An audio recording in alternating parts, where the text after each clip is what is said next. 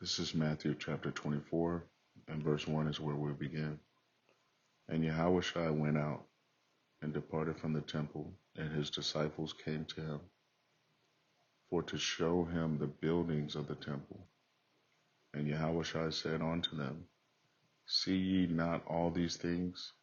Verily I say unto you, there shall not be left here one stone upon another that shall not be thrown down. Verse 3.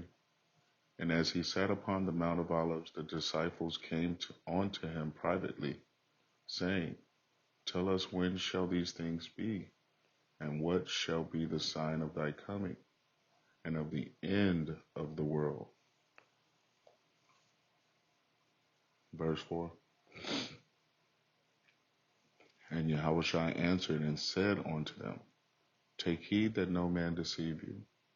For many shall come in my name, saying, I am Hamashiach, and shall deceive many. Verse 6. And ye shall hear of wars and rumors of wars.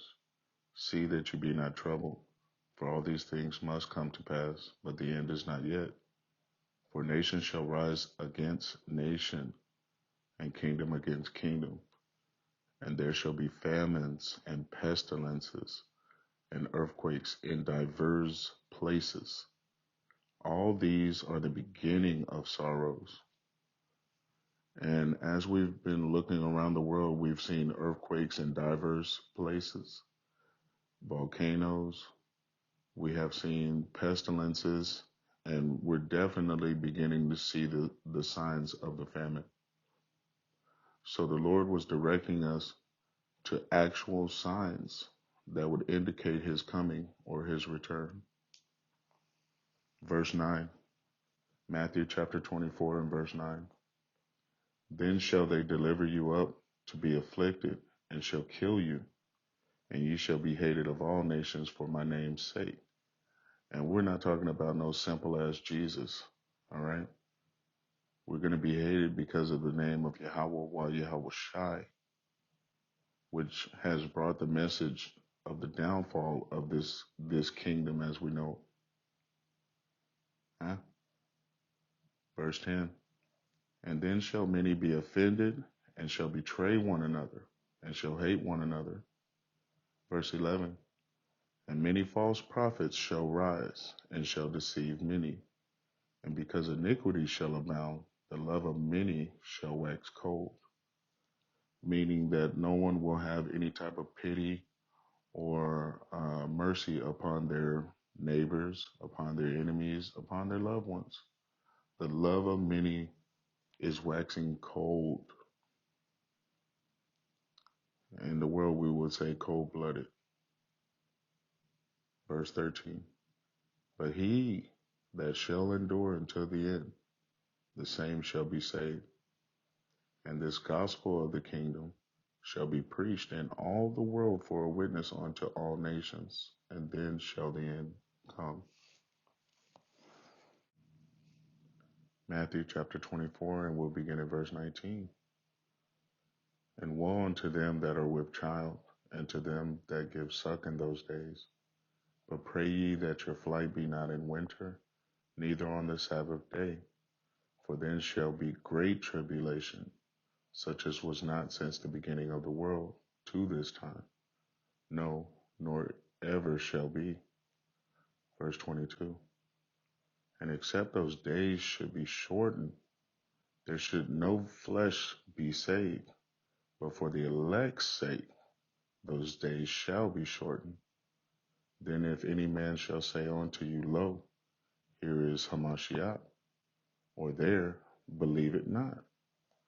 For there shall arise false Hamashiachs and false prophets, and show great signs and wonders, insomuch if it were possible, they shall deceive the very elect.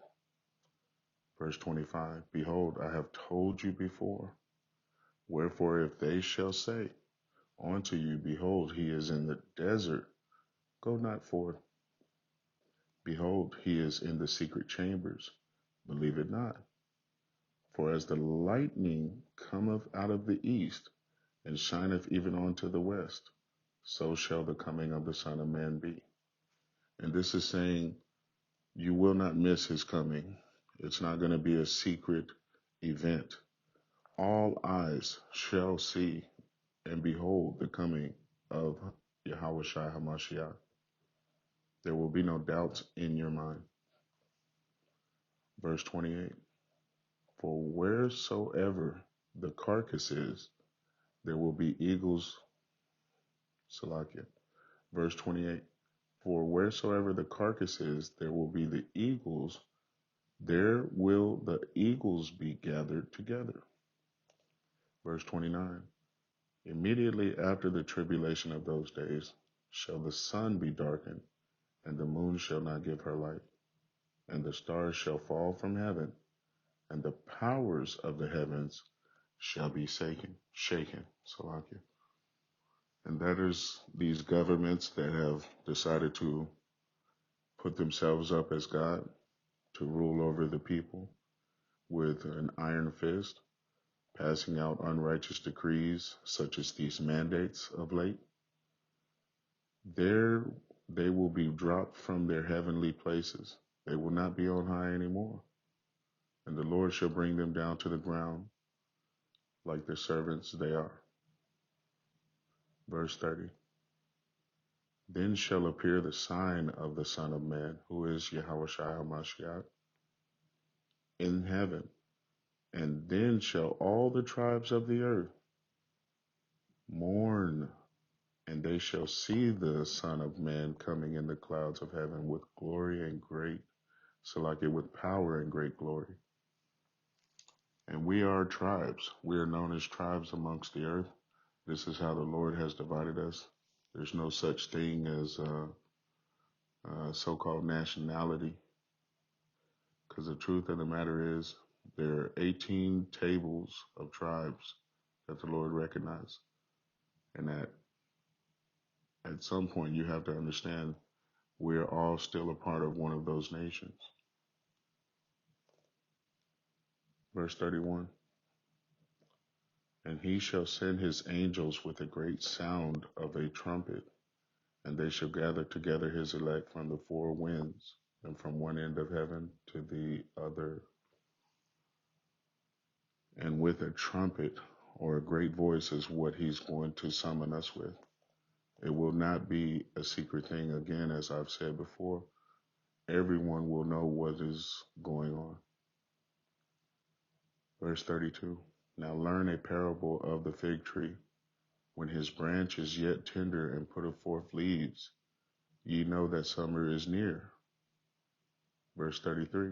So likewise you, when you shall see all these things, know that it is near, even at the door.